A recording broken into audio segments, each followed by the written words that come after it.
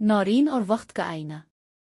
नौरीन एक ज़हीन और तजस्सुस भरी लड़की थी जो पहाड़ों के दामन में बसे एक खूबसूरत गांव सिंगिरा में अपनी नानी के साथ रहती थी।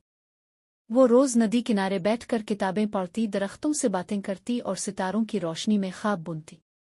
इसकी नानी हमेशा कहा करती थी, बेटा, इल्म का चिराग अगर दिल में जले तो वो दुनिया को रोशनी दे सकता है। नौरीन को दुनिया के राजों को जाने का शौक था। वो अक्सर पुराने किस्से सुनकर सोचती, क्या वाकई जादू होता है? क्या वक्त में पीछे या आगे जाया जा सकता है?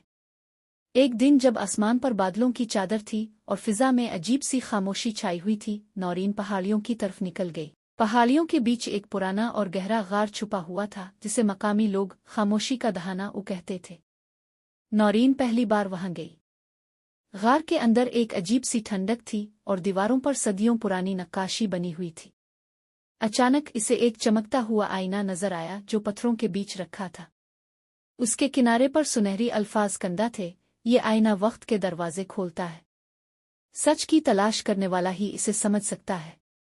नौरीन ने जैसे ही आईने को छुआ, एक रोशनी सी उसके गिर्द फैल गई और पलक झपकते ही वो एक नई दुनिया में पहुंच गई।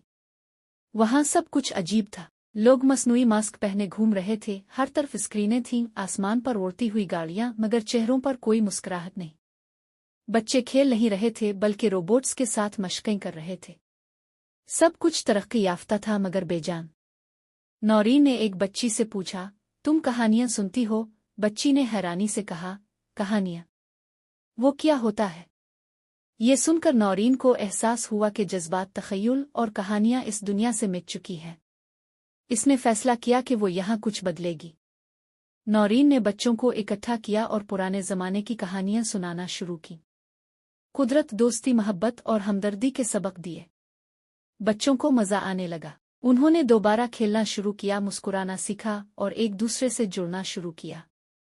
बड़े हैरान थे मगर रफ्ता रफ्ता वो भी नौरीन की बातों से मुतासिर होने लगे। एक दिन इस दुनिया के एक बूढ़े साइंसदान ने नौरीन से कहा, तुमने हमें याद दिलाया कि इंसानियत क्या होती है। चंद दिन बाद आईना दोबारा जाहिर हुआ और नौरीन वापस अपने गांव लौट आई। मगर वो बदल चुकी थी। अब वो सिर्फ ख्वाब देखने वाली लड़की नहीं थी बल्कि एक रहनुमा बन चुकी थी। इसने गांव के बच्चों को पढ़ाना शुरू किया, उन्हें भी ख्वाब देखना सिखाया।